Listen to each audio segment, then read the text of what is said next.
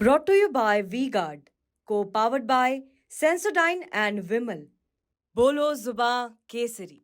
बुराई नहीं है कि मैं खुश नहीं हूँ, और ऐसे नाजुक मोड़ पर, ऐसे क्रूशियल समय पर और ऐसे आखिरी पल पर, क्षण पर अगर किसी को ऐसे के साथ ऐसा होगा तो अच्छा ही महसूस करेगा। और माननीय बहन जी ने जो मुझमें विश्वास जताया है आखिरी क्षण में, वो बहुत सराहनीय है और मैं उनका बहुत आभारी हूँ। और आगे जौनपुर की जनता के साथ कमर कसकर हमेशा खड़ा रहूँगा। अगला कदम आपका क्या होगा? अभी आज क्या करने वाले हैं? किस तरीके से एक नामांकन, क्या प्रक्रिया करने वाले हैं? जो नामांकन में होता है, अभी संभवतः 1 बजे के पहले मेरा वो सिंबल आ जाएगा। 1 बजे का टाइम रखा है, आसपास थोड़ा मोड़ी देर भी हो सकती है। हम बहुत साधारण ढंग से जाएंगे।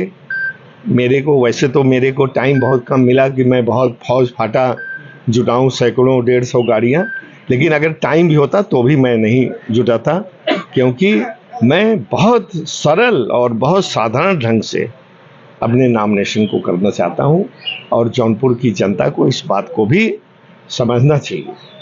सांसद जी, आप वर्तमान में सांसद थे, फिर आपका टिकट काट करके उन्होंने श्रीकला को दे दिया, क्या कारण रहा होगा? नहीं, मेरा टिकट, इसके पीछे एक बैकग्राउंड है। मैं खुद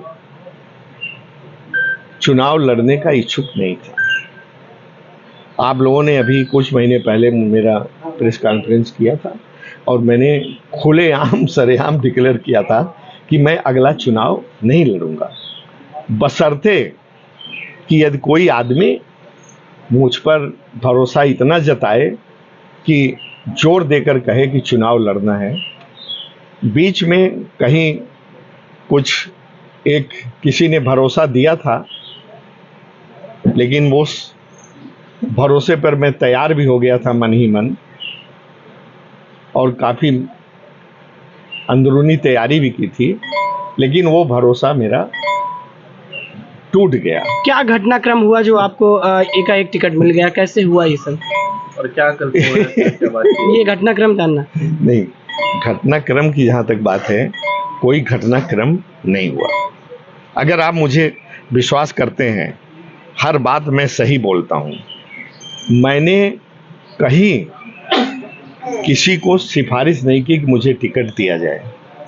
आप इस पर विश्वास करें या न करें, मैं आज सुबह बाहर निकलने वाला था, बल्कि वरुणा से मेरा रिजर्वेशन था। सुबह चला जाता मैं, और लखनऊ से फिर मैं चला जाता बाहर बॉम्बे।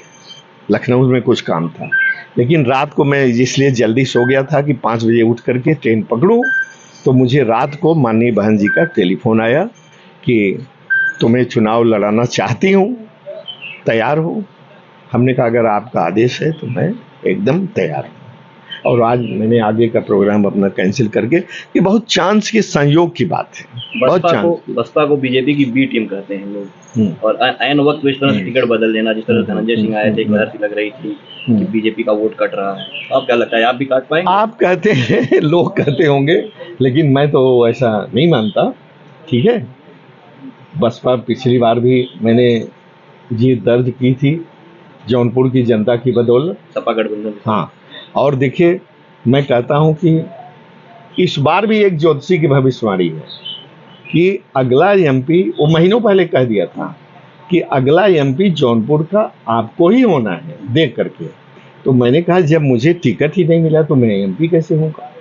तो उसने कहा कि अब इसके बारे में तो मैं नहीं कर सकता, लेकिन मेरा गणित, मेरी विद्या यही कहती है। और जब मैंने फिर टेलीफोन किया कल टिकट का, आज आखिरी नॉमिनेशन की कल ही किया, कि हमने कहा कि आप तो कह रहे थे तो अगला एमपी मुझे होना है, तो और आज कल लास्ट डे है, अभी तक कहीं से कोई सुगबुगाहट नहीं है तो उसकी बात तो मुझे लगता है कि सही होती दिख रही है मुझे, क्योंकि 1 बजे मुझे एकाएक माननीय बहन जी का टेलीफोन आया और मुझे कहा गया कि मैं आपको लड़ा।